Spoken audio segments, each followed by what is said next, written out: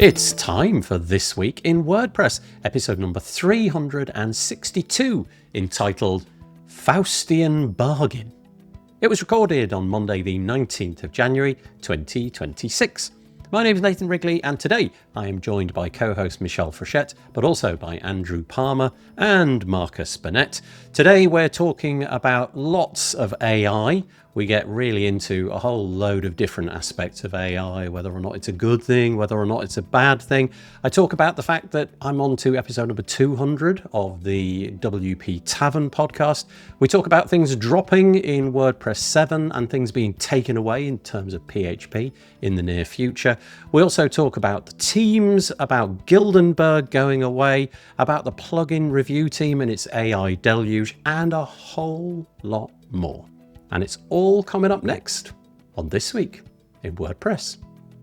This episode of the WP Builds podcast is brought to you by GoDaddy Pro, the home of managed WordPress hosting that includes free domain, SSL, and 24/7 support. Bundle that with the Hub by GoDaddy Pro to unlock more free benefits to manage multiple sites in one place, invoice clients, and get 30% off new purchases.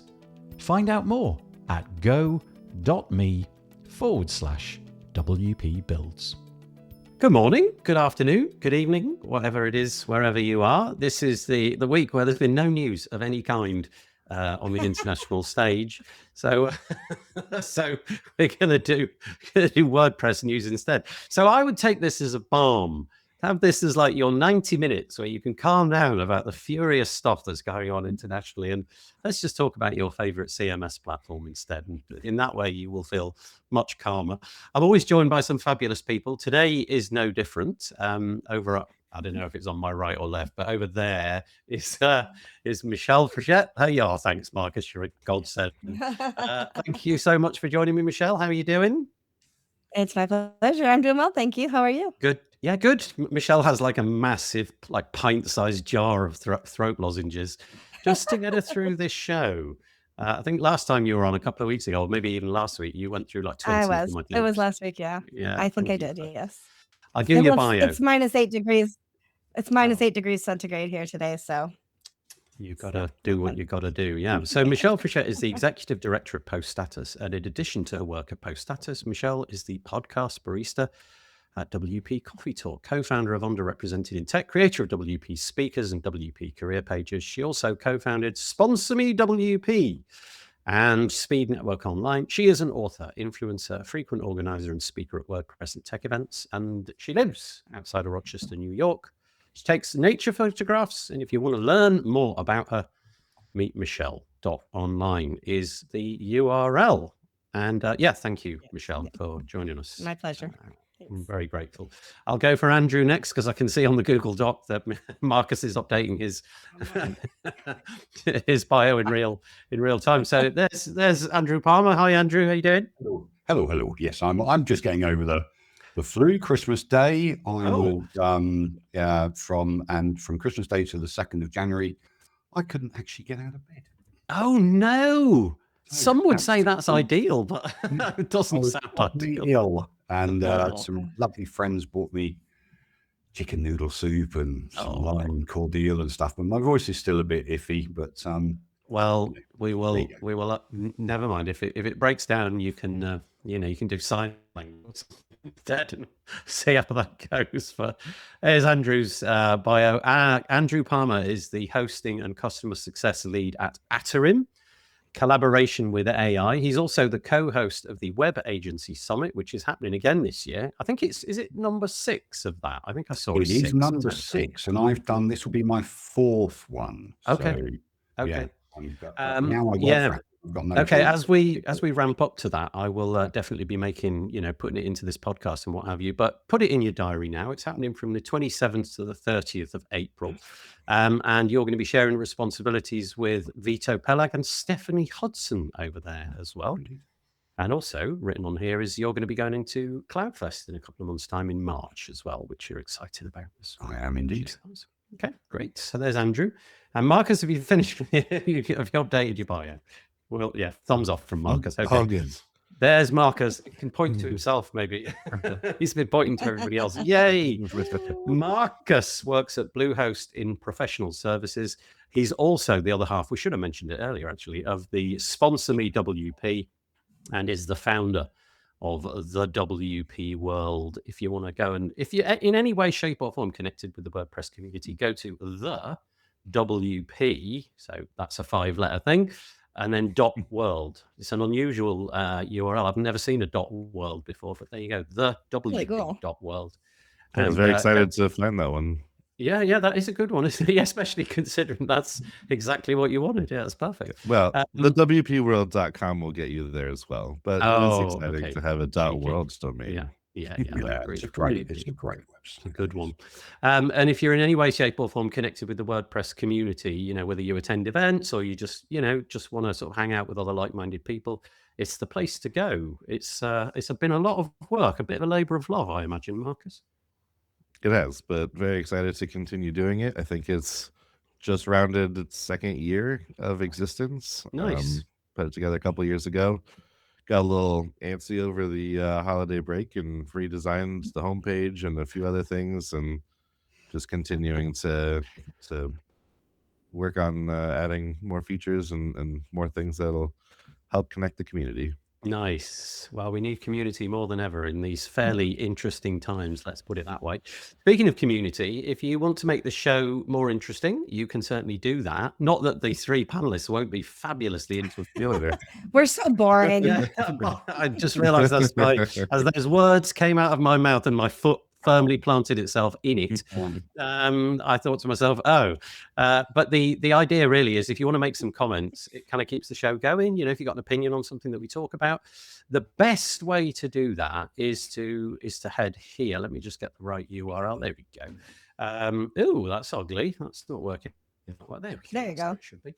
Go to wpbuilds.com/live. wpbuilds.com/live. If you head there, then you've got 2 options. There's the Google comments over at the right, the YouTube comments. So you need to be logged into a Google account, or click the little live chat button in the video if you haven't got a Google account or what have you. So wpbuilds.com/live. If you're watching this on Twitch or various other platforms, Twitch, actually, the comments come through. We never get sensible comments from Twitch. It's always just some robot. But if you're on Facebook or X or any of those, the comments don't make it back to us. Those platforms have sort of siloed that stuff. So head to that page. It's going to be the best way. And then we can actually, hit my mic. And then we can actually see what you're saying, which is really nice. And a couple of people have joined us already. So Courtney, hello, Courtney. She's saying, she's hand waving, cup of coffee and a scarf, I think. Must be cold. It's colder in Pennsylvania as well. Okay, fair enough. Yeah, and Lana Miro joining us. Good evening. Okay, all right. You must be much further. Get it right, Wrigley East than I am. Lana has a new gig recently too, so congratulations to her. Oh, well done, Lana. I don't actually know about that, but that's good. Well done, bravo. What is this background, Marcus? You are being asked by Courtney. Is that where you actually live? Yes, it's my room. It's real. That's not fake. Yeah, the AI is getting very clever. I think the window is. I think you don't usually have the window in the background, so I think it just looks different. Yeah, you've got to pivot it slightly. Is that better? Way, so yeah, we've got a different insight. The window's throwing too many people off. Well, anyway, it doesn't look messy to me as far as I can see. And then there's a back and forth between those two about that. Wrapping up my day already. Good grief. And then Tammy List is joining us. We're going to talk about you a little bit, Tabby, and new pastures new for you and what have you in a moment as well. Anyway, there's the comments so far. Please feel free, drop them in. If I miss something, because some topics get more traction than others and, the comments move a bit quickly, I apologize. I don't mean to do that, but it's just the way things go. So let's kick in. So this is us, wpbuilds.com. If you fancy keeping in touch with what we're doing, right on our homepage, put your email address in there, click subscribe, and you know how the whole thing goes. Confirm your email address and we'll send you 2 emails a week. This thing we're recording it now, and then I will spin it out as a podcast episode in the morning at 7 o'clock. So you'll get an email about that. But then on a Thursday as well, we release a podcast episode every Thursday, and we have an archive for that. which is here. And you can see the most 3 recent episodes was Ray Moray, Sir Dave Foy, as I kept talking about him, and also Michael Campanella. And the most recent one is all about a plugin called Folio Blocks. He's a sort of pro photographer, and he fancied spicing up the way that you can show your photos inside of a WordPress gallery. So it's worth checking out if you want to put images on your website. So that's that. And then the only other bit of self-promotion from me is to say that in a couple of weeks' time, so not quite, in about 10 days' time, so a week on Thursday, WPLDN will be picking up its first slot for 2026. And if you go to WPLDN.UK, then you can find out what it's all about. The quickest thing, really, all that we do is sort of say the date and the title and what have you. And then if you click the Get the Tickets link, then we link out to Meetup, who apparently have an enormous thing that I need to accept. There we go. And then it tells you who's going to be on this time around. And this time around, with Marcel Boatsman from Kinster and also Austin Meakin from Amnesty International. So if you fancy joining that, it's an in-person event, Thursday, 29th of Jan in London, central London, starting at 6 p.m. Andrew is a frequent attendee. So I am, and it's well worth going. If you are around that, I would batter against central London, but it's kind of central London. Yeah. But it's, well, to me, it's central London. Venue, and they work very hard, and the people, and we had an excellent Christmas one where Filter Agency got beaten by my mate. Yeah. And Michelle's mate, which was very good. Mark. Yep. Mark Westgard took on a whole agency and beat them with the AI game. It was really good. Entertaining, really great. Yeah.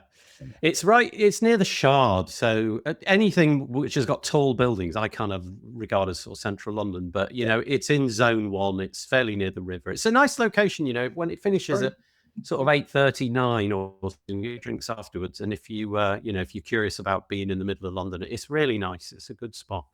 So come and join us. Details, WPLDN.UK. Right. Okay, there we go. The next thing to say then is that every week we offer up the opportunity for the guests to bring their own links if they want to mention a few things. And Andrew's taken us up on that offer. So here's the first one of a couple. First one is WP Aligned. Now, I don't know anything about this, Andrew, so you're going to have to fill us in. Well, I don't really want to bring it down, but, you know, there's a great guys. If you go to the About page or About Us, a couple of great guys in the industry, they set up this little hosting company for agencies, really, to help them. And Tom DeBello, I think Marcus knows him, and maybe Michelle will know of him as well. Unfortunately, passed away through a brain tumor. So I just wanted to give a little tribute to him. Worked very hard. WP Aligned kind of they worked for GridPaint at one stage and everything, and moved away from that. And Bobby Brown's a good guy as well. So Bobby's now on his own. I don't know what he's doing with the business, but I'm sure that he's struggling on without Tom. But it's just basically a shout out to Tom DeBello, who's a very brave chap, very funny guy. You know, I spoke with him literally a couple of months ago. You know, and he struggled a lot along with his illness very well, and still a shout out, really. You know, this he can be missed, and he was a very good contributor to WordPress as well, and all that kind of stuff. So thank you, Andrew. Unexpectedly, that's what that one was about. Okay, thank you. So, sorry about that. I did put that in the notes. No, I realised that until that point. I didn't quite realise it, but there we go. So WP Aligned and Tom. So support the business keeps going. Have a look, see what they're doing. Yeah, thank you. Okay. All right, there we go. And then we will move on and go to this next one. Again, brought by Andrew. This is over on Open Channels, formerly kind of Do the Woo. There's a whole thing about that, revitalizing it all. But this is an episode of their podcast with Matt Mullenweg. The title is Matt Mullenweg's WooCommerce Future and Competitive Strengths in Online Commerce. What did you want to mention about this? Well, I was surprised by Katie's comments on that, and she's very good and everything like that. And you know, James, who's a product owner of WooCommerce as well, were kind of talking about WooCommerce, and Katie was complaining about the fact she can't. You know, she said it to Matt, and she's very brave to say stuff to Matt like, you know, I just can't get to talk about WooCommerce and products and all that kind of stuff. And I was surprised at effectively the naivety of that, because WooCommerce, let's remember, is a product. And if we are allowed to talk about WooCommerce as a product in a talk, then that opens the floodgates to everybody else talking about their products as well. You're meaning at live events like yeah, like WordPress. WordCamps, I'm for WordPress. I want to talk about WooCommerce as a product and all that kind of stuff. But the problem is that, and this is the confusion that we have with WordPress and WordCamps. I've always been an advocate of having a business section of WordCamps, of being able to talk about products, not necessarily promoting them, but saying what you're doing with your products and how you're utilizing WordPress and WooCommerce. Because WooCommerce, if you think about it, although it is a product, it's still free, and then you have to pay for add-ons through the WooCommerce store and all things like that. But it's also a platform for e-commerce, for product owners. So we've got to start thinking about WordPress in more commercial terms. We can talk about sponsorships, and we can talk about going to the hallways and seeing all the sponsors and everything, but there is no real advocacy for products, commercial products at WordCamps. And I want that to change. So I was glad that Katie said about WooCommerce, but she did get some pushback from Matt, and that's not all they talked about. But that's what I wanted to talk about. Is she got some pushback from Matt saying, well, WooCommerce is a product, so where do we go from there? Because WordCamps don't want to be too product oriented. Now, CloudFest have addressed this perfectly. It's product led.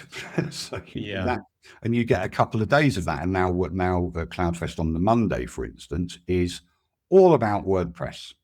And you can be commercial, you can be non-commercial, you can have a developers day. They've got a developers day, or they've got a hackers day, and everything is really, really, really well organized. And I think that WordCamps, I would love to see WordCamps be slightly more commercial, and that even if speakers have to pay to appear, rather than speakers being paid. But it's just something that keeps on coming up, and it happened to come up with one of the co-founders of WordPress, and basically has to be addressed. And I think for it any longer, it's just pointless. We need to move forward on it, really. So essentially a conversation in which one of the parts was sort of commercializing WordPress, and how at the moment you can't do that, but your opinion is that in the future it might be nice to explore those options. Okay. Exactly. Have a business track, basically. And I think it's been mooted, but I think it's worth talking about. Okay, capturing it around that word kind of says it all, though, doesn't it? If you're on the business track and that's the room that you walk into, you kind of know what you're getting, right? Which exactly, is yeah. Okay, that's interesting. Anybody else, either of the other two, got anything to say on that, or shall I press on? I'll take that as a press on. In that case, we will go here. Which one of you dropped this in? Was this again you, Andrew? Was this? Sorry, this is no. I love it. Keep going. Andrew was a mate of mine. He basically, I used to be an SEO chap. That's how I did my business. And that's why my email address is Andrew Palmer SEO365 at something, because that's what I've always had. He taught me the value of backlinks, the value of internal links, the value of technical SEO. And I love him and I miss him, and lots of people didn't do that. But what struck me is, if you read this, is that he was also a lovely community minded chap. And he used to have up in north of England a meetup, and it was a good old beer fest as well as learning about SEO. So it's great. Do you want a beer, Andy? Can I buy you a beer, Andy, and you can tell me all about backlinks? Yes, mate, no problem. That's the kind of attitude, and he's a great guy, and again, he'll be sorely missed. But it was just sorely missed. He made it onto Search Engine Roundtable, kind of says what type of guy he was, and again, cheers to Andy, and thanks a lot for all the advice and all the help and the friendship. Yeah. Okay, thank you. Sorry to bring it down. No, it's bring it down. It's part of the rich tapestry of life, isn't it? And we have to. But I'm also afraid of what the next tab might be. Okay, right. Here we go. I'm not sure. Did you drop one in, Michelle? Because if you did, no. I did that. No. Okay. Oh, I see. No, the next tab is firmly on is kind of WordPress grounds. So here we go. I think that's the bits and pieces that the host dropped in. Let me just check that that's true. Yes, it is. Okay, there we go. So let's just begin on our sort of WordPressy stuff. We're going to group it into different sections. We've got bits about events towards the end. We've got this little bit of WordPress in general. There's a bit about AI, which we'll drop in the middle as well. But just another quick reminder, if you're watching this and you fancy getting other people involved, send them here, wpbuilds.com/live, and then they can join in the comments, as some of you had already done. Right, okay, so what's this one all about? So this is the repository. Ray Moray, who I mentioned earlier, she'd been on the podcast recently, talking about the fact that WordPress 7.0, believe it or not, is coming around very, very soon. April this year is the date mooted for it, I think. I've highlighted a few bits, which I'll just go through. Jonathan DeRosier called for volunteers to join the WordPress 7.0 release schedule. This represents the sort of normal release cadence, which we stepped away from for a little while there. We're back to hopefully 3 major releases each year. Remains on track and for April the 9th, obviously subject to change, but it's going to coincide, hopefully, with Contributor Day at WordCamp Asia. Hopefully there'll be a massive red button which people can press in some sort of, fun way of launching it. Smaller release squad, which has been the case in more recent times. This streamlined approach was hoped to sort of make it easier to coordinate between the different teams. However, Ray is at pains to point out that it's not to everybody's liking, that reduction in the teams, because the documentation team hasn't been a part of those release squads, and a few people are sort of pushing back, saying that without the documentation team, it's not great. But otherwise, if you want to be a part of this, you've now at least got some dates. If you click on the links in here, you'll be able to find out dates for beta and alpha releases and things like that. But at least at this point, we know kind of where we're headed. April the 9th. Anybody got anything on that before I press on? If you have any inkling of being part of a release squad, go for it. I've done it, I think, 3 times now, and it's been very rewarding every time. Yeah, nice. Thank you. Okay. I do have a little comment. I find it amusing that a news site announces WordPress 7. And yes, there is a blog post about it on WordPress.org, I think, or make.wordpress. But there's no tweets, there's no other social media, there's no other kind of publication of we're looking for people, and there is in make.wordpress on Slack. But this is he's, as I say, Jonathan DeRosier's WordPress 7 call for volunteers on the Make blog. But that should be up until such time as those applications close. That should be featured, I think. Interesting. Yeah. I wonder if I wonder if that role was something that the WP Tavern, so Caveat Emptor, I do the podcast for the Tavern, which you'll find out about in a minute. But that I don't do any writing really. I write up the show notes and things for the podcast episodes. But back in the day when Justin and Sarah Gooding were writing, it felt like that was a really credible place that you could go reliably and RSS feed it into your RSS, consuming software of choice. And that was a good way of doing it. But now that hasn't been written on for a little while, well, a very long while, actually. And I think what you're saying, Andrew, is it'd be nice if somewhere on the official channels, the WordPress, make.wordpress.org channels or something like that, people were banging the drum about it a bit more. It was more than just a blog post that disappears amongst all the other blog posts. Yeah. My understanding is that the WP Tavern is still like, I don't, honestly, I'm going to say this in pure ignorance, but I don't think anything's changed I think the intention is still to get people back onto that, but I don't know how that process would happen. But if you are curious about writing for the Tavern and you can commit to that, it might be worth dropping Matt a tweet or something like that. I think the plan is to get it back, but obviously, fairly busy schedule. Anyway, there we go. That's that. We've got a couple of comments that have dropped in. Oh, that's nice. Courtney's just sort of saying, oh, sorry, Marcus, I removed your head. Can't wait to see you at CloudFest, Andrew. This year's hackathon does not overlap with WP Agency Day, which is quite nice. And then in response to this, piece that we've just done. Tammy Lister saying there's a doc role that is permanent through all releases, like many roles now, just to surface. So docs is getting done. Yeah, okay. Thank you, Tammy. That's helpful to know. There was who was it? There was somebody mentioned in here who'd sort of, I can't find it. We also not forget how big WordPress is, how many people do contribute.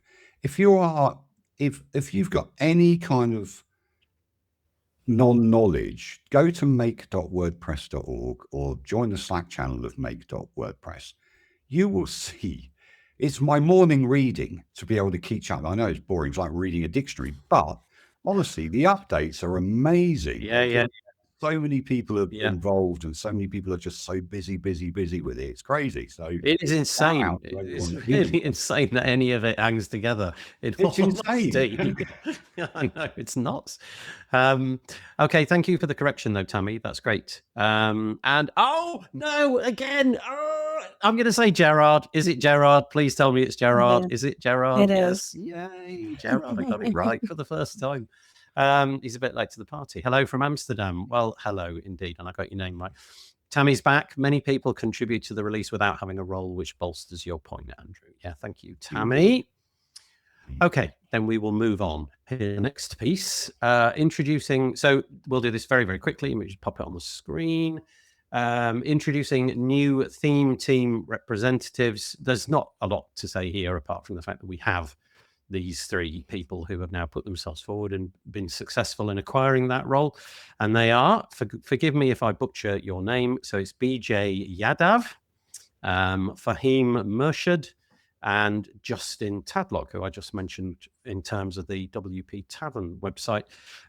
So well done for your success. They'll be leading the themes team during the 2026 period. I don't have anything to add apart from you can go and see their little bios and their experience and what have you. So hopefully we're in good hands there. Anything? No, but again, another thing that WordPress to do. Yeah. There's loads of these little things. Another thing. You can never stop the conversation on what's happening in WordPress. It's crazy. It's just like I'd be really interested to see the analytics on the. Maybe it's publicly available. I don't know, but I'd be really interested to see what the analytics were for make.wordpress.org. Like which pages get camps as well. Yeah, I mean, just like God. Yeah, so many. But little things like this drop, and I'm obsessive about it. I know that the three of you are fairly obsessive about it. Andrew more so because he reads it all in the morning. But the fact is, I consume all this stuff. I think it's terribly important. I raise it on this show. But loads of posts like this, I just can't put in because, there's just too many things to mention. So many. So many. But a few make it. So anyway, well done to you three. And then this is important, I guess, if you're a developer or in some way, connected with client websites or something like that. Important to note that John Blackburn said last week at some point, 10 days ago it was now, WordPress core is going to be dropping support for PHP 7.2 and 7.3. The hope would be by now, if this is your job working in the WordPress world, that you've probably migrated over to 8 already in some way, shape, or form. If not, you probably need to do that fairly quickly. It'll be dropped on April the 9th. So yeah, the minimum version of PHP will still remain at 8.3, but the new minimum supported version will be PHP 7.4. So you can sort of get away with 7.4, but nothing earlier. But ideally, you want to be up to kind of 8 point something. 8.3 is the sort of the bleeding edge at the moment, even though 8.4 and 5 are actually available. And the threshold for that is 5%. The statistics are gathered. I don't know where the statistics are gathered, but they are gathered. And if a PHP version climbs underneath the 5% version, 5% consumption target, then they are retired. And 7.2 and 7.3 combined, so not individually, combined got 4%. So it's time for them to say goodbye. If you want to push to the bleeding edge of PHP, you can, but it's a bit caveat emptor because really, It's only beta compatibility with 8.4 and 5. You're still looking at 8 through 8.3, really. And if you're worried about security, sites running 7.2 and 3 will remain on the 6.9 branch of WordPress once 7.0 is released. So, you just won't get the latest, greatest, all of the doodads and whatnots that WordPress can bring. So that's all I have. Oh, there's the numbers, by the way, if you're interested. And it just sort of shows that, 7.3 and 7.4 are kind of right down in the 4% area. The most popular version is 8.2, kind of where you'd hope it to be, really. 8.3, and then a few dangerous souls going out on 8.5. But time to update. Again, panelists, anything on that? Yes, I was curious if that is that 4% of like the 43% of the internet, because that's still a lot of websites. Yeah, it is still a lot of people that need to get themselves updated. It looks like the numbers are there to support doing this. Yeah, so if you click on this link, when we moved from PHP 5 whatever, I think 7.2 was one of the first ones. So I can imagine a lot of people, jumped straight to 7.2 and hopefully have continued to update since then. I think the fact that PHP made such a performance jump from 5 point whatever to 7, that people got excited about the performance gains every time and continued to update. I think PHP has continued to get faster basically every PHP update. So that's kept everybody kind of on the train of updating, hopefully. If you are a real nerd, you can bookmark this URL. It's wordpress.org/about/stats. And on a daily basis, if you like, you could go in and see where everything is at. I'm not recommending it. It's probably not good for your health. But you could if you wanted to. And here we can see the latest PHP versions. No telemetry here. It doesn't say, there's no sort of opening paragraph about how this data is gathered. So I'm still curious as to how that is gathered. But you can see the PHP version in that pie chart. I guess that sort of spells it out a little bit more, doesn't it? And it says here, it's a callback. It must be a callback, Nathan. Yeah, it must be right. There's no other way that they can get those stats. There's a callback. But I'm curious as to whether or not it's every single site. I'm not sure. I'm not sure if they sort of aggregate it or take the. I don't know. I do have one other comment. Bringing my commercial mind into this. The update of PHP, any update in WordPress, any update in PHP, is an unquoted profit opportunity. And especially in January, February, people struggle for work. So get your emails out there, advise your clients that they need updating, and charge $10 for it or $20 or something. So it's an unquoted profit opportunity. So, every time we have those little things, it's a chance to get your face in front of your customers. On that basis, I think the PHP Foundation should issue maybe twice a day updates, like tiny little updates to PHP. Don't forget to update PHP 8.4.0000003. It's very important that you keep up to date. There's another tenner. So anyway, there we go. There was the stats. If you want to bookmark that, you can. And then this is honestly, this is a bit nerdy, but I think this is kind of cool. This screen in particular, I'm not going to ask you to read it, but this is the only place that I could sort of demonstrate it. Yellow highlighter. I did actually highlight with yellow. Yeah, that is me. So this is to say that view transitions, hopefully, will be coming inside of a WordPress admin near you. And honestly, I was trying to figure out how I could best show or describe view transitions. And I thought probably the best way to do it is just to go to my own personal website. I've got this thing. And if I click on something like the latest post or something, I don't know if you could see that rather than it being like a fresh page load. There was like this sort of baby, so smooth. Kind of fade in. But watch this one. This is so not. By the way, this is the default behavior of that plugin. I've literally installed the plugin, activated it, and changed nothing. But then if I click the sort of home button link, if you like, at the top, just watch. I don't know if you saw that. It kind of the title crept back to where it started. If I go to this one. Yeah. Click on that. Can you see it sort of does that? Yep. And the idea really of view transitions then is to make any interface. This is the front end of the website, obviously, is to make it feel a bit more app-like, feel like you've not really gone from one place to another. You've sort of traveled into the next thing without it being a hard reload. And it really does work.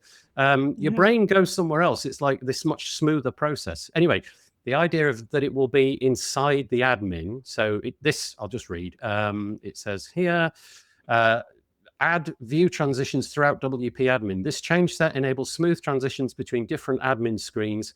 For the admin menu items, distinct view transition names are used to facilitate a simple visual slide effect like you've just seen when the active menu changes between scenes. And it just makes it feel a bit more like a desktop app or something that you might have on your phone.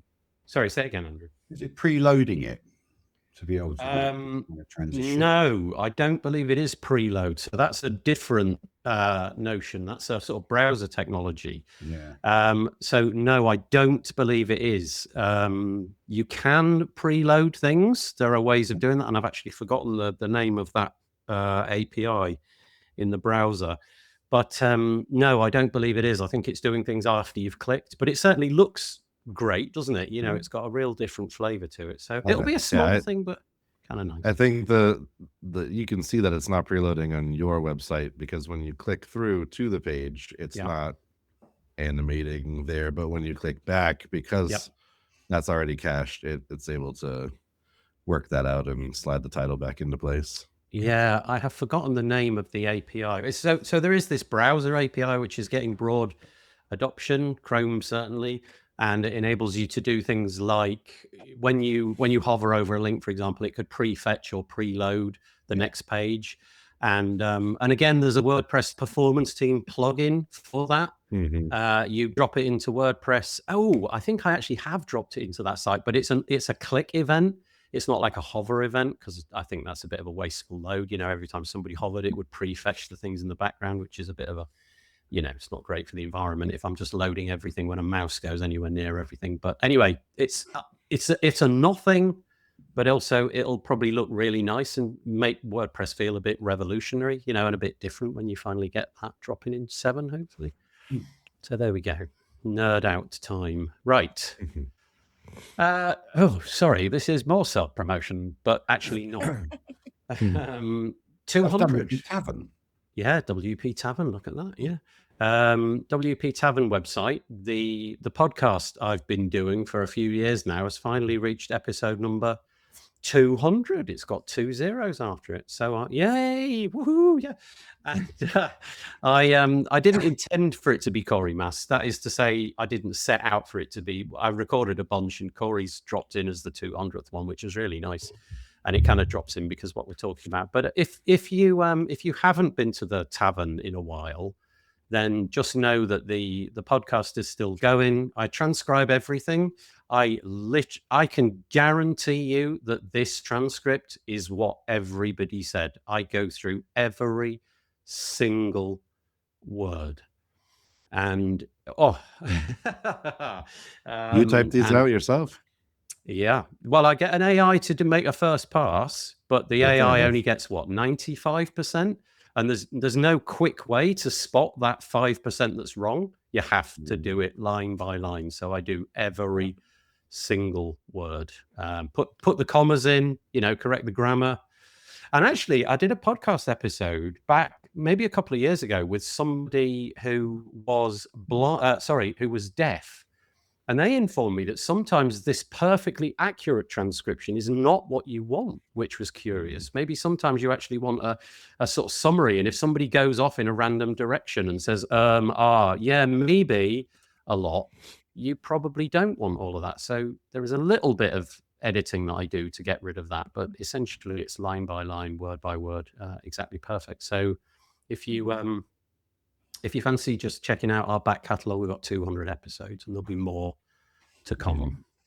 201 dropping this week. Anyway, the reason I mentioned it is because Corey was talking to me about how he is starting to use AI. He's a developer and he's been starting to use AI in his workflow. I guess at some point, if we're all honest, we've all touched AI at some point. I know in our WordPress space, there's an awful lot of people who are getting deeply into it. There's a lot of people who are very skeptical. So this podcast episode was a bit of a launchpad, I should say, for 3 pieces which follow. The first one comes from James Giroux, who's an automatician, and he's got this piece with a curious title, When N equals 1, the WordPress economy in the age of AI. And James's contention here is that we're entering a phase where not just WordPress, but he leans into WordPress, but more broadly, we're going to be, instead of building stuff for, like, I don't know, you build a product, a plugin, because you want to sell it to the masses. We're entering a period more where you build something for yourself and only you. And it will never be used by anybody else. It will just be for you because, I don't know, you've got a particular thing that you need to achieve on your WordPress website. And that's it. You'll just have it. Maybe you'll get rid of it after a period of time because, I don't know, maybe you want to show off your Black Friday sale. And rather than go for a plugin which does something like what you want to do, you build one yourself with AI. And then when the Black Friday thing is over, you get rid of it, delete it, and what have you. So that was kind of an interesting idea. He's not saying that's the only way it can go, because he says that there's definitely a future for people who build, especially build in things which rely on other things. So, for example, like a membership website, you're not going to build that for yourself, are you? That just doesn't make any sense. Or an LMS, you're not going to build that for yourself. So he thinks that the strongest path for survival in the near future of WordPress is companies who build stuff which bind into other people's broader platforms, that kind of thing. So anyway, there's the first piece. And before you all jump in, then I saw this morning, actually, and I thought this is the perfect rebuttal. Ross Wintle, who's a UK developer, works for WP Engine in the UK. He I don't know if he read, well, I know that he did read James's piece because he mentioned it at some point. He's saying, no, please don't do this. He leans into the fact that he's got years of experience building with AI. He's tried this sort of stuff before. And he's basically not entirely skeptical, but he's saying, no, please don't build stuff for yourself because you're asking for trouble. And you can read his article to see what you think. So my question then to you lot is, what's your opinion on this? Do you think we're entering an era where you build stuff for yourself, or is that, so that's James's contention? Or do you more subscribe to Ross? Like, no, that's insane. Buy stuff from people who know what they're doing and use what they've made. So on that bombshell, I'll leave it open to you to discuss. Well, I think it depends on who's doing the building and the buying, because you will never find me building a plugin or anything using AI, because I don't have any developer chops. I mean, I know some CSS, I know some HTML, just enough to be dangerous, but I'm always going to turn to other people and purchase what I need to make sure that my sites are working and doing what they are intended to do, especially since I don't know how, even if I were to get ChatGPT to write something for me, or Claude or whatever, I wouldn't know how to then to go in and update it for newer versions. And so I would be absolutely, cutting myself off at the knees going forward. Now, that said, I'm sure there are audience members who would be writing things for themselves and coming up with little fixes here and there. I'm not one of those people. So it depends on the audience. Okay.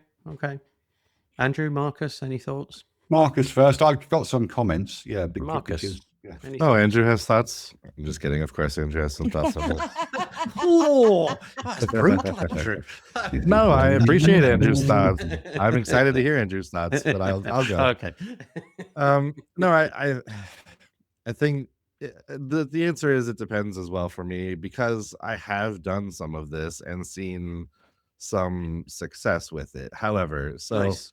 here are the two kind of caveats for me. One, I think it depends on who you are. I think if you have, like, I know what I'm asking AI platforms to do, and kind of I've thought through the structure and some of the scaffolding of what needs to happen, because I am a little bit of a developer. I'm not a professional developer. I don't put myself in the bracket of some, really great, plugin authors that we know, but I know enough development that I know which direction that I kind of need to lead Claude or ChatGPT or whatever through, and I know where it has the potential to go off the rails and how I can kind of steer it back onto the rails at those times, where I don't think if you're my 15-year-old daughter that you're going to be able to have the same experience. I mean, you might be able to put something in and get something back, but there are so many ways that could go wrong. And then if you're going to try and share that with, anybody, which I don't think the argument is that you're building these for yourself, right? So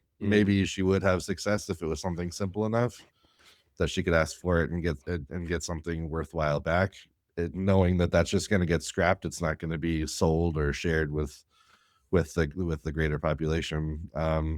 So I think it's kind of both, but I think the other half of that is mission criticality. I think if you're building something that it really doesn't affect a whole lot mission critical wise, build it for yourself, use it. Maybe you need a calculator that helps you with, how you should price your contract or whatever for your proposal, and you have your own formula and you know how you want to do it and you want to feed it 50 proposals that you've had in the past because it provides some context for how you do things, and you're not sharing that with anybody else and you just want a little tool for yourself, great, go for it. I think you could probably build that yourself. And then if it goes in the trash, it goes in the trash. But I think if you're building something really mission critical that's going to go out there, that really needs to think about performance, accessibility, security, especially, then that's where I think you'll run into issues. Even if you're just building for yourself, even if you just build something for your own site, but there's some piece of security to that needs to be thought through, then you might run into some issues there. And that's where, again, who you are helps, right? If you're Tim Nash and you know where all the security problems are and you can steer the AI to kind of help prevent some of those things, then I think you have a better chance. But I think it's both of those. I think it depends on who you are and the mission criticality of what you're building. And if you can kind of, reconcile those two, then I say go for it. But if you don't, I would say hire somebody who knows what they're doing. Just before we hand it over to Andrew, I think that's really interesting. 12 seconds. Yeah. Oh, sorry. Ross makes the point. I'll just pop his website up. I'm not going to get. He makes a very long argument, but there's a bit in here somewhere where he talks about the kind of, it doesn't really matter what it is that you're building. There's this entire stack of stuff which you're building it on top of, even if you're kind of blind to that. So obviously WordPress has got PHP and a database and all of these kind of things. And so there's more tendrils and there's more updating. And if it's not a disposable thing and it's something that you want to use over a longer period of time, you have to know how it's broken when it breaks, either rebuild it from scratch. But if it's going to become a public facing thing, and well, here we go, we talked about PHP updating, right? If that breaks something, then you got to figure out what that is. And so I do wonder if we're heading into an era where lots and lots of software breaks because inexperienced people built it for just now. Sorry, Marcus. It's definitely possible. I kind of push back on the maintenance piece just a tiny bit because I think LLMs are so good that I could feed it a changelog and be like, here, figure out where the issues are. And it would do a pretty good job of going through and figuring out, this is not going to work anymore. Let's fix this. So I think to some degree you can feed it information from the updated thing and say, hey, find where the issues are and fix it. Is it going to work 100% of the time every time? Probably not. But is it going to do a pretty good job most of the time? I think so. Be interesting to see how people can get out in front of that, because obviously the retro fixing of a security problem is not as ideal as the prefix for a security problem. So if you know that PHP 8.5 or 8.6 is going to be updated in this particular way and you get ahead of that, well, that's great. But if it breaks because you go to PHP 8.5 and then you got to fix it and, blah, blah, blah, then that's obviously, this cycle of breaking, and that's kind of most of us are probably not following PHP changes closely. Quite. But I guess with AI, that could be a part of it, right? You're just instructed to always keep an eye on PHP changes, and then if anything gets flagged that the AI thinks you need to be mindful of this. Yeah. Anyway, sorry, Andrew, you've been locked out until now. No, not at all. Marcus, Marcus and I work together, and this is why I pick his brains occasionally, because it's just like, God, he's got it sussed. My comment is basically more generic. This is one step further from code snippets, right? So we used to make code snippets ourselves. We used to make them all and throw them in a code snippet plugin, whichever one you choose. Google search, copy, paste. Plenty out there. And then again, it's another step from the Abilities API, because with the Abilities API, we can plug into plugins. So we've got the ability to say to a plugin, I don't want you to do that, I want you to do this. because I like your layout, or I like the way you do that kind of thing. And then when we have MCP talking about updating security protocols, you'll be able to do that on the fly. You'll just say you have an instruction in your LLM, check PHP version, check security, check this, check that, and it will just update it on the fly, as long as your AI LLM payments are up to date, that sort of thing. So, I think we're looking at this James looks at it in too simplified way, I think. And the other chap, what's his name, looks at it in too complicated way. Yeah. What we're looking for always as WordPress users is solutions that are quick, easy, effective, and secure. That's all we're looking for. And as long as we can ensure that that's going to happen with the Abilities API, whatever the core AI team are doing with MCPs and all of this kind of stuff, I think that we shouldn't discount what James is saying, and we shouldn't discount what the other chap is saying, because we're innovative, right? We're looking at WordPress and we're saying, how do we improve it? This is how we improve it, with AI and updating it and doing our own thing. Because there are some unique use cases. Some of it I can't explain now because it's too long. But I think both arguments win, frankly. I don't know if you saw, just related to that, somebody mentioned copy and pasting and what have you from, Google, you find a snippet. I don't know if anybody's caught sight. I caught sight in the last week of a usage of Stack Overflow chart. It was like a line graph, and it kind of starts in whatever year it was, and it goes up and up and up and up. And then it plateaued for a long time. It had obviously reached peak Stack Overflow. This was the amount of people who were actually interested. And then since 2023, it's just fallen off a cliff. Yeah. So whilst that website is still probably frequented by, I imagine the traffic is still very high, it's nowhere near where it used to be. And the obvious answer to that is, well, it's AI. People don't want to go. Yeah, well, we had someone making people redundant because of AI. So, maybe you spoke about this, but it's just AI is going to affect us all, either positively, negatively, or neutrally. And we just have to embrace it and make sure that whatever we're doing, we're using AI to the best effect for us. And I think that's what James is talking about. Marcus, sorry. Yeah, I think the only slightly scary part of that for me is that obviously these LLMs were all trained on Stack Overflow, and we need that content to continue for us to be able to continue to feed accurate information to any of these models. So I do hope that there are still some really great developers out there that are doing their thing and checking on places like Stack Overflow and answering questions, because that content is super valuable. Yeah. Reddit. It's moved to Reddit. Yeah, Reddit. And then now Dig's back as well. I don't know if you've seen, Dig is now revived. And apparently you can get follow links on Dig. So, it's going to become the SEO trough pretty quickly. I don't know how quickly they'll turn those off, but apparently you've got a clamor of people who are just trying to grab handles, username handles, which has got something to do with their field, like SEO expert. And then because it's follow links, they can anyway. Dig, come on, let's make them no follow, shall we? Webcammy says hello, good morning, nice to have you back from your walk in Seattle. Very nice to see you. Courtney saying she's very interested to observe the thoughts. I hope it went well with you there. You were mentioning similar things the last time that you were on the show. And then Tammy says WordPress was built with this tinker build it mentality, though. So yeah, it'll be just interesting. I'm just so not convinced that AI is going to be this thing that we all think it is. My personal opinion is that we're going to reach the capacity of VC money to keep it going in the free way that we're all getting used to. I don't know if you saw this week, ChatGPT announced that they're going to start injecting ads into what it gives back. So, not only will you get the fun stuff that it gives you back, but have you thought about, I don't know, getting a pizza or surprised that happened? Literally, was anybody surprised when you read that? No, not at all. But also it's kind of not where we've been, and so it is a bit of a shock. But I'm concerned that we've got ourselves to the point where we've become so, curious and interested.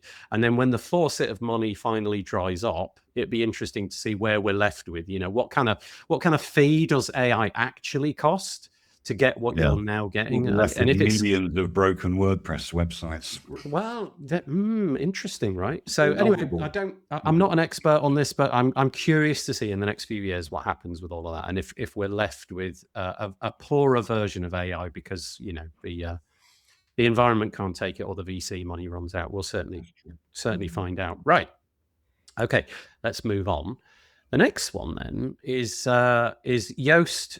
So every time I say Yoast for the next 5 minutes, or anybody says Yoast, it's not the company, it's the person. Go buy the premium subscription to the S. Yeah, there you go. We got that bit out of the way. You just did the ChatGPT ad. That was brilliant. So Joost de Valk, the person, has an article on his personal blog. The silence is deafening. Google's agentic future leaves the WordPress economy behind. And I'll summarize very quickly. I didn't know anything about this, but apparently in the background, Google have Google as a search engine, not really it's Gemini or AI or anything like that. It's been working towards this thing called Universal Commerce Protocol, or UCP. And it's and I'll just read because Yoast's done a much better job than I have. It's a suite of agentic commerce tools. In plain English, they are building a standard language for AI agents to browse, negotiate, and buy products on behalf of humans. And so the people who've been in the room with that are obviously Google. They're one half of that whole equation, but also Shopify, BigCommerce, Etsy, Wayfair, Walmart, Target, and financial giants Stripe, Visa, and something called Aden, ADYEN, which I confess I've never heard of. And the problem that Yoast is trying to highlight here is that WordPress and WooCommerce are nowhere to be found. And he's saying that he thinks that in the future, I'm guessing that he thinks that in the future, we're going to be more relying on AI to do purchasing for us. And honestly, I was sitting there thinking to myself, there's no way I'm going to be letting an AI buy stuff for me. But then I thought, we've got these websites in the UK. I bet you've got them in North America as well. We've got this one called moneysupermarket.com, right? And you go there if you want to buy, let's say, home insurance. And it sucks in all the data from all the home insurance providers. You tell it what you want, and then it gives you a list of like the top 5, 20, whatever it may be, companies that that fit your criteria. And I thought, I'm already doing it. I'm already letting AI massively influence not AI, but a computer system, a website. And so I thought, well, it's not that much of a stretch, is it? If I went to an AI and said, I need copper piping, I'm repairing my bathroom, source me this type of copper piping and find the best price for me, and then just buy it and get it shipped to my home address.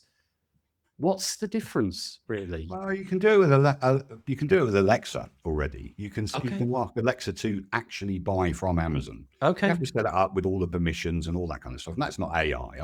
I can't wait till Alexa does get AI. But I don't think it's a stretch. But I also think Yoast is kind of exaggerating the point. Really, it doesn't matter that WooCommerce is involved. Let's think about what WordPress is and what WooCommerce is. It's open source. So that gives everybody an opportunity within the open source market to say, let's have a look at this UPC, whatever it's called, and let's produce the best plugin for that. Or let's produce the best canonical plugin or whatever. It doesn't need to be in the core of WooCommerce. They've got enough things to worry about with, changing permalinks and making sure that other things are working right, and all that kind of stuff, without having to invest time, money, and effort into developing a UCP system. When you guarantee that once it's out and people figure it out, there'll be a plugin for that. Just like we used to say back in the day when we weren't used to phone apps. Oh, I've got an app for that. Because then that's what will happen with the plugin market. I think Yoast is slightly, and he'll probably punch me when he sees me at CloudFest, but I think he's slightly overstating the fact. And he is bigger than me. Can I get that on video? You can be there and watch him punch me. It's I think he's slightly overstating the fact, but in a good way, because he's saying, come on, WooCommerce, let's catch up, or come on, WordPress, let's catch up, and let's be in the room, at least be in the room. But I don't think they need to necessarily be in the room as WooCommerce per se.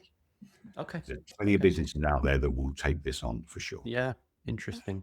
I- Michelle, have you got something? Interestingly, so I stumbled upon something new, at least I think it's new, with Google this weekend.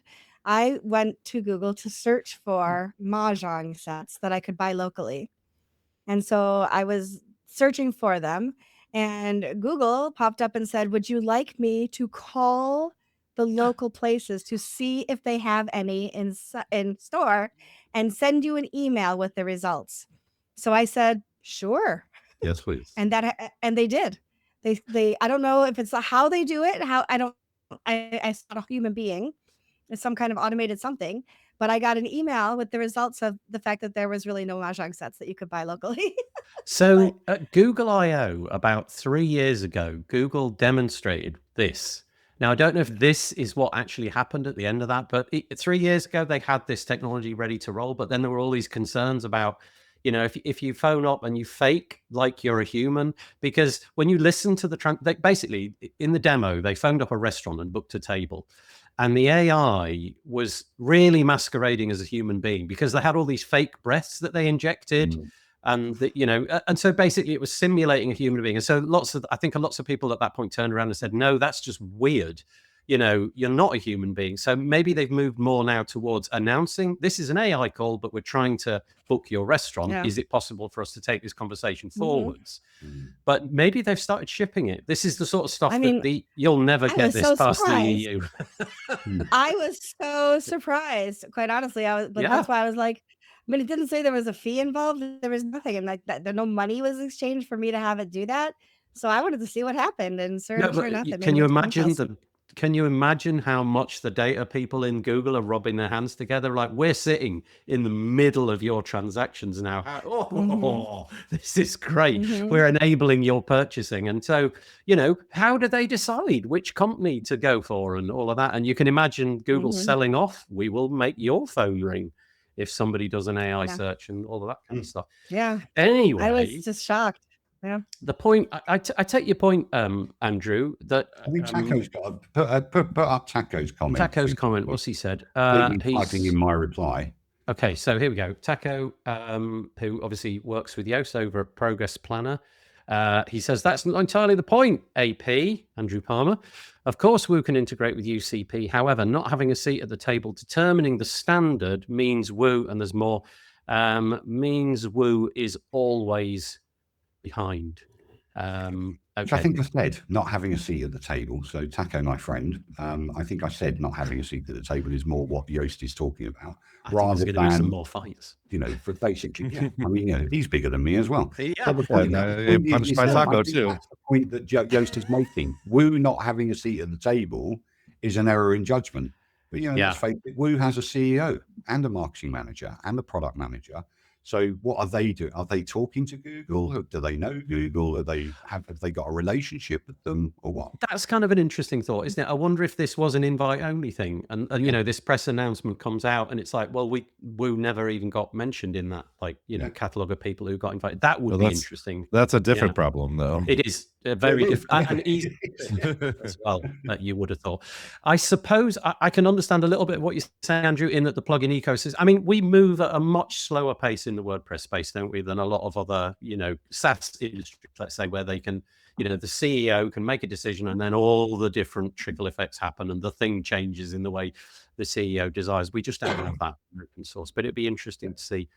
But if this concerns you, I don't know. Like I said, it kind of surprised me that people would volunteer to do AI purchasing, but there we go. Michelle's done it. I've basically told you that I probably do something like that with these aggregating websites. I don't know if I could cut out the searching. If it was something utilitarian like copper piping, I don't care how it arrives at my door, really. Okay. But what was that? Groceries? Groceries, I would probably. It'll continue to learn more and more about you. So if I only buy this kind of eggs, but figure out which store nearby has the cheapest cost. If your groceries are coming from 5 different stores, but you're getting the cheapest of each right. Right, like having a virtual warehouse, isn't it, Mark? Right. Yeah. It's kind of exciting. It's very scary at the same time because obviously you give up that, but there's always the refund kind of option. But for stuff that I care about, stuff that I want to look nice in my home, like a lamp or something like that, I'm never gonna let Google make those decisions. But for the utilitarian stuff, I think this will Maybe not for you, but let it do the search and then Yes. Okay. Give me the results. Yeah. Okay. Okay. That's interesting. Yeah. Aggregate all of that. Okay. That's fine. Thank you. That's It can interesting. search a whole lot more sites than you can in less time, right? Yeah. Although I am pretty good, I have to say. Very fast. Searching Very good at lots lamp of searches. websites. Yeah. The other thing is if I were to call the 7 or 8 stores that showed up in the list, I would have to call them sequentially. Google can do them all at once. So your response time is much faster. Do you think Google called several? I was assuming it just found the one and gave you the output of that. You think it did multiple and picked the... Well, no, it did. It gave me all 7 and said, this does not have it. This does not have it. This likely has it. This does not have it. Can you imagine the telephone being operated by an AI as well, and those two just get into a chat? It's like, have you got a table? Off they go. But I will tell you, and that's how the world is destroyed. But it's an interesting tool because I have anxiety, as a lot of you know, and one of my biggest anxieties is picking up the phone and talking to strangers on the phone. I overcome it all the time. I have to do it. But if it says to me, do you want me to call these 7 stores and see if this is in stock? Heck yeah. Make those 7 calls. So I'm not over here having a stress mess talking to 17-year-olds who are looking to see what's mahjong. Then you've got to explain the game first. Yeah, exactly. Okay, right. So here's another curious side effect of AI, which has just occurred to me.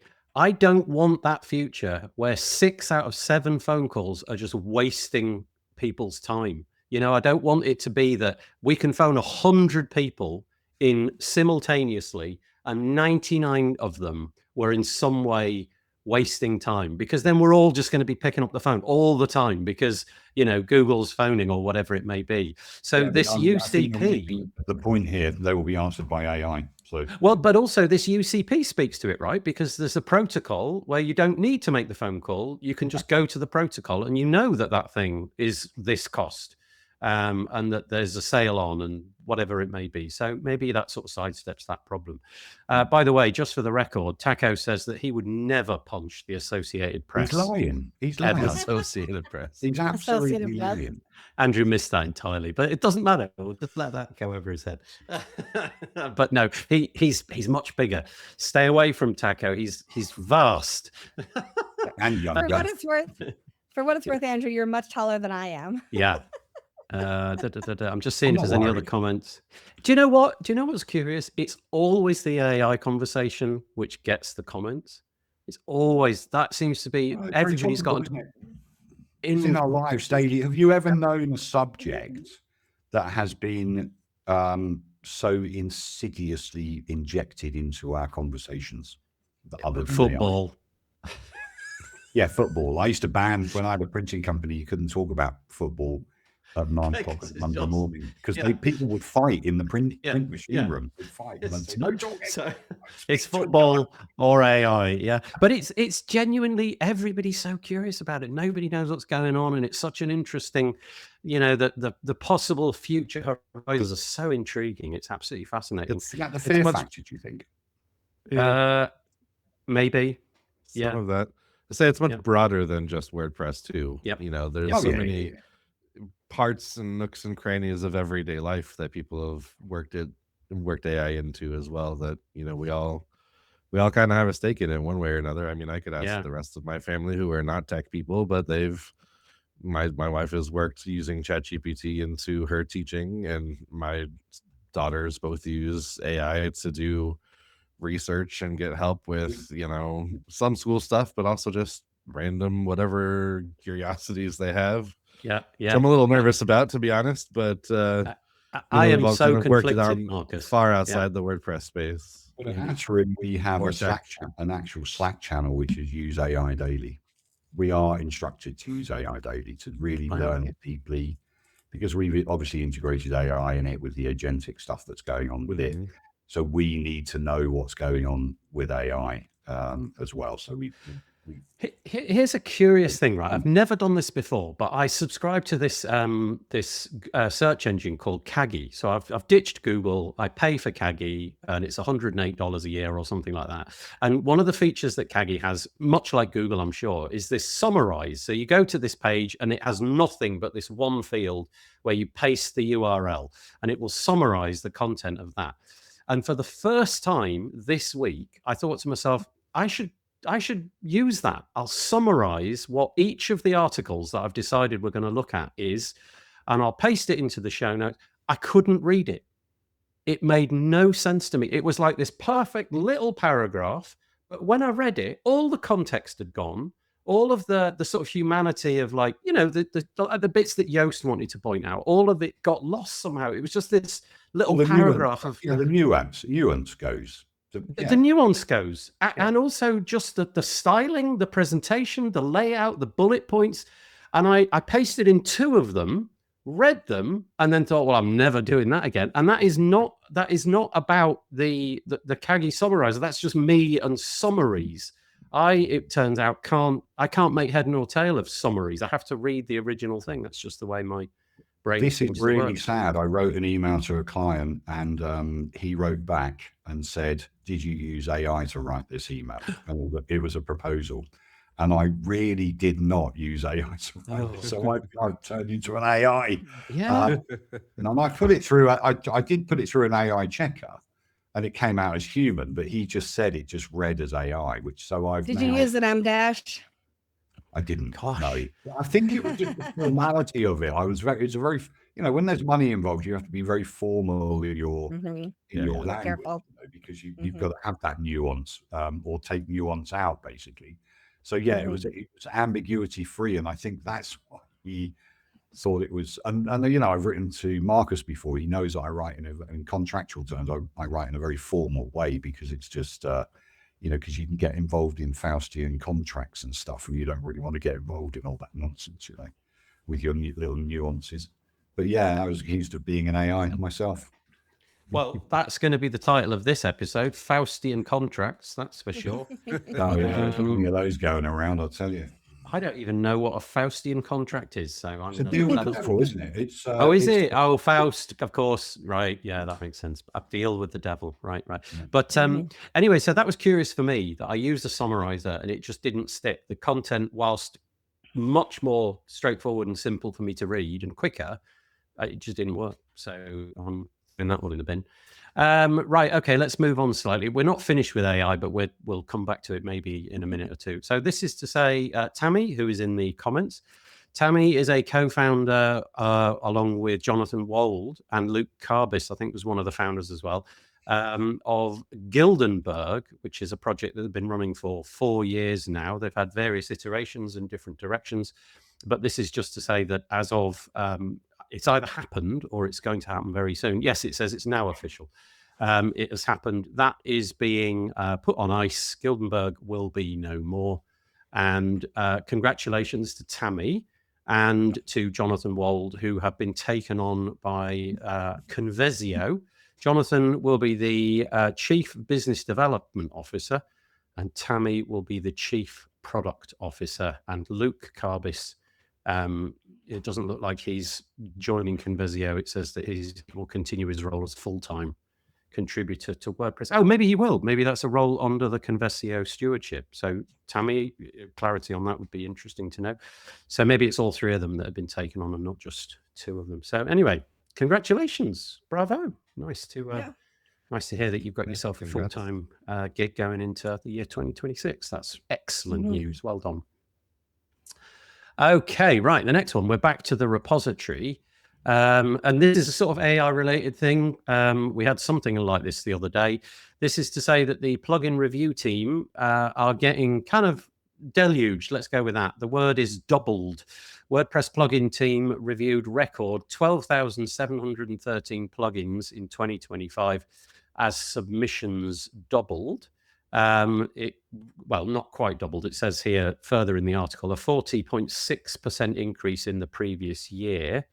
Presumably, AI is the culprit of this, and I don't really have anything to add to it. You can see that I've highlighted various bits and pieces, but obviously this is a problem that we are going to have to deal with as a community.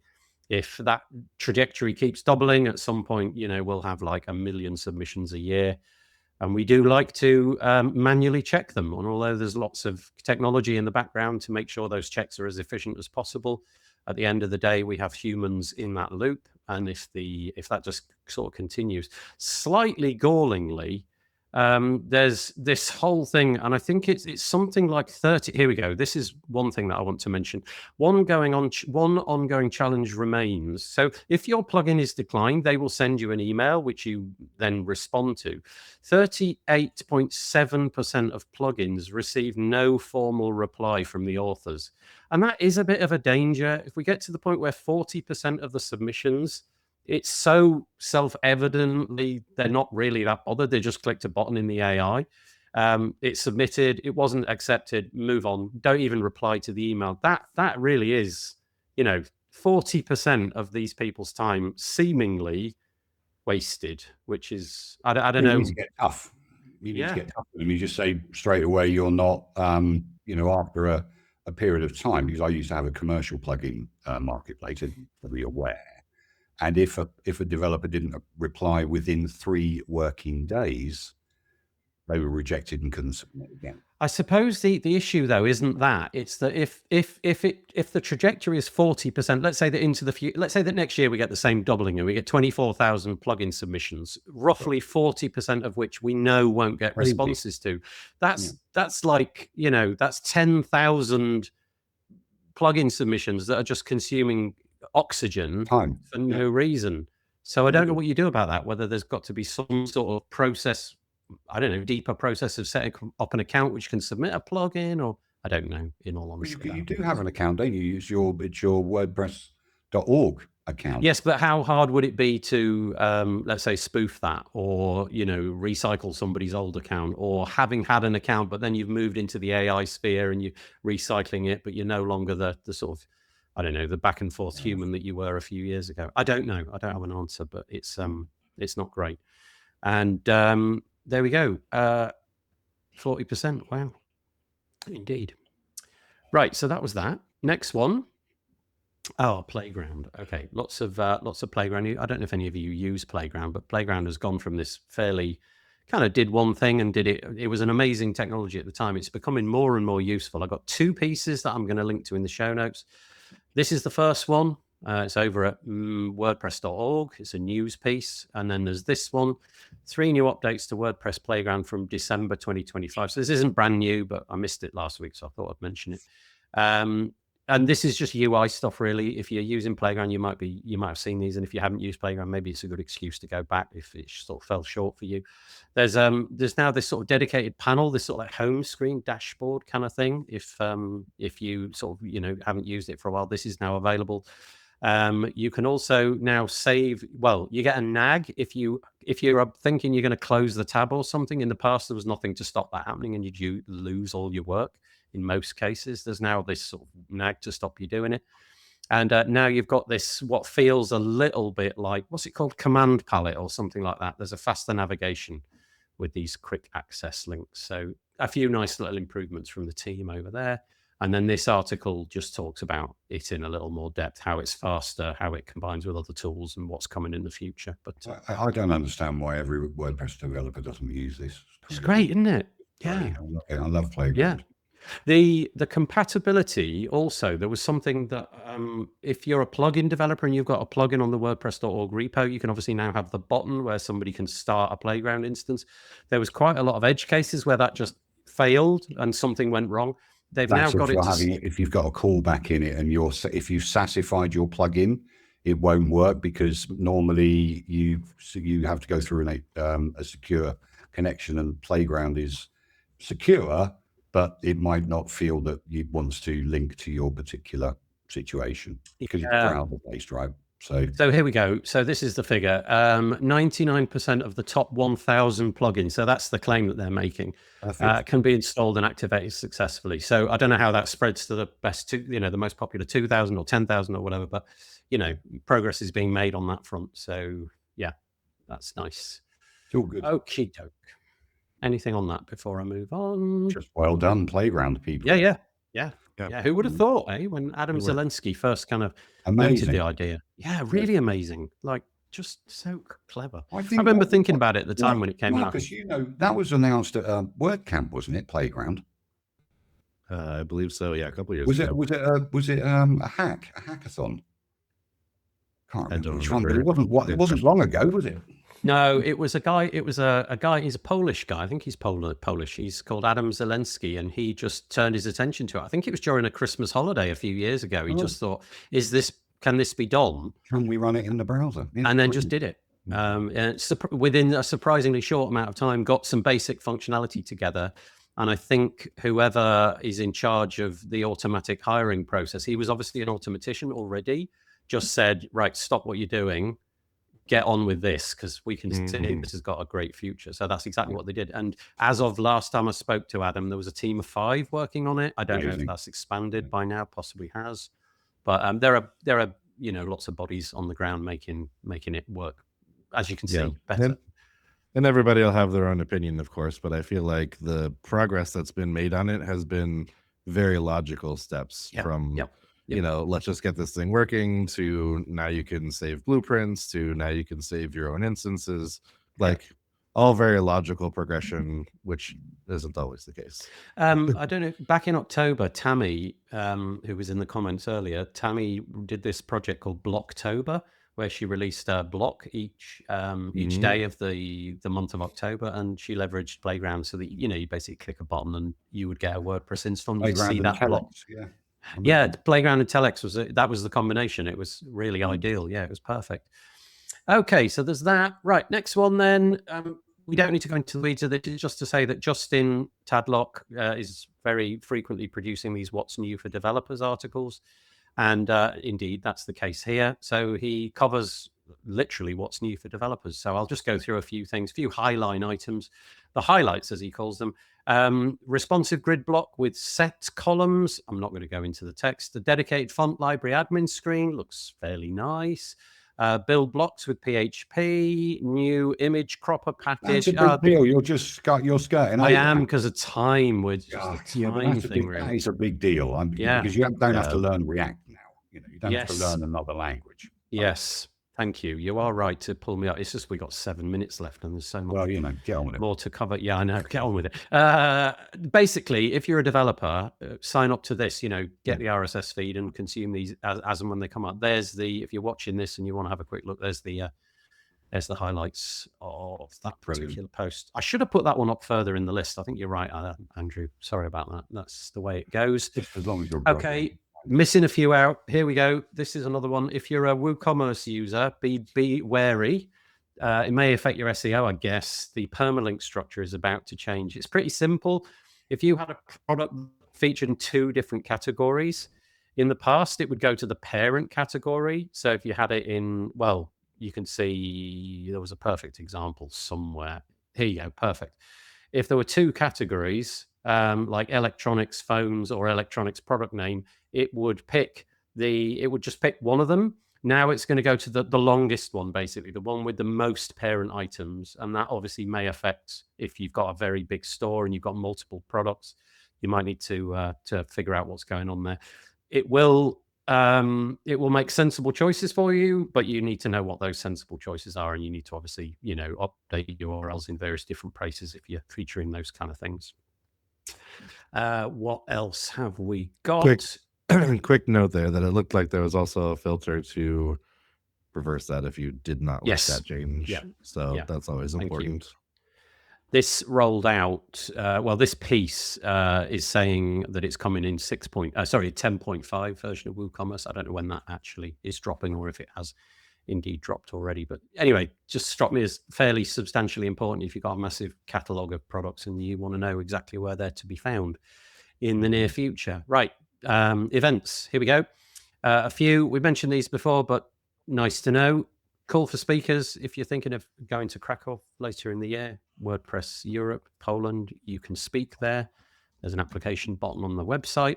Next one is you can buy tickets for that event as well now. They're selling in batches. Looks like the current batch. Oh, no. So there's still quite a lot available. $50. No, €50 is the cost of that at the moment if you go for the general admission ticket. So get your ticket. And also, just to mention that this isn't like a regular WordCamp. This is an event run by Rodolfo Melogli. It's called Checkout Summit. I mentioned it a few weeks ago. It's being held at what can only be described as like a holiday resort. So, pack your swimmers. And it's happening between April the 23rd and the 24th. And Beautiful Palermo, if Italy. I'm busy. Yeah, sorry about that. And well, they're announcing their first tranche of It's in speakers. Palermo. It's a great place. Palermo. Yeah, It's Palermo. beautiful. There was a here we go. Let's click on the when and where tab. I mean, that's Look at literally that. where it is. Look at that. It's gorgeous. Yeah. Beautiful. I wonder where the speaking is going to happen. Presumably inside, but it'd be kind of nice to do it by the pool. In the pool, yeah. In the pool, yeah, that'd be great. Bring out the whiteboard. Anyway, so that's if you wish to be a part of that. I was mentioning it because now you've got a first glimpse of who it is that's going to be speaking. But obviously, networking and all of that in the WooCommerce space would be highly interesting. But there's some of the speakers happening, and the tickets are still available. I don't know where. Oh yeah, tickets. There's a big orange button just there. How much do they cost? Let's have a quick look. They are obviously more expensive than the chapter program things. $279 for a standard ticket, and if you want to be a micro sponsor, it's $497. But you'd obviously have to get yourself to, where did I say? Palermo in Italy. Mm-hmm. In the month of April. Okay, right. We've got very, very little time, so I'm just going to drop this one in because I think it's curious. I love space. Who doesn't love space? Let's be honest, but I really do enjoy looking at space, but I've never seen this website before. If you want to look at what the Hubble Space Telescope is looking at right now, and the same with the James Webb Space Telescope, if you fancy looking at what they're doing at this exact moment, you can do that. You can just click on the button, and usually it's not that interesting. It's just like a bunch of dots. But So if you need a screenshot of a star field. Yeah, exactly. It's like, there we go. But you can sort of go back in time as well if you fancy looking at, what has happened in the past. And sometimes you'll go there, refresh the page, and it's just looking at something just crazily interesting. The James Webb Telescope is sort of like a slightly different thing because it's working it's not working on visual what's the word, bandwidth. It's working on infrared, as far as I know. But anyway, there you go. If you want to go and stare into space, That's cool. like your high school teachers were always accusing you of, now you can actually go and do that. Yeah. And the very last one, just before we go, is although it's a rival, we all love Drupal. It's got the same intentions as WordPress. And Dries Bijktart, who is the founder. I don't think he's a co-founder. I think he is the founder of Drupal. Yeah. He released it's older than WordPress. It's 25. It's already made that leap. And so he's put together a list of 25 things that he's learned from being the custodian of that project and leading that project. And all I can say is he is remarkably cool. If you read it, like, he's just a solid, really decent human being. That's what I get out of it anyway. Very thoughtful, lots of mistakes made, lots of things that went right, lots of things that went wrong. Very frank, very honest, and I can't imagine exactly the pressures that you get from running something like that. So there you go. Go check it out. I will link to that in the show notes. And in answer to your private chat, yes, I think we are, Andrew, gonna miss that one out because time has beaten us, I'm afraid. And I'm a coward. Let's just leave it that way. So that's it. Fine. Yeah, thank you. That story could come back any week, couldn't it? Everybody's curious. But that's it. That's all we've got time for. We've reached our allotted 90 minutes. I hope that you enjoyed it. Thank you for dropping in. If you did, if you put a comment in there, thank you very much. I will owe you something next time I see you.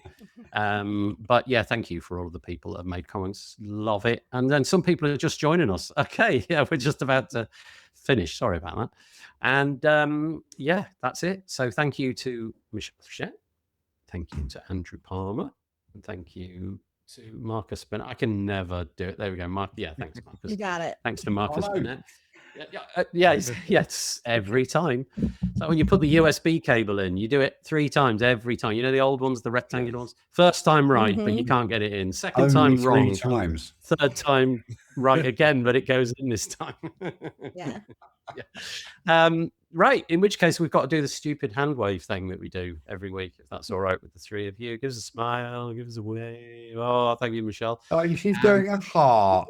Yeah, she did. Oh, and it does the hearts. God, that's pretty cool. Do a heart. Yeah, I'm going to try that. I think I've got it switched off in Mac OS. Mine, you know, we obviously don't have as much love as Michelle. We will be back this time next week, but thanks for joining us.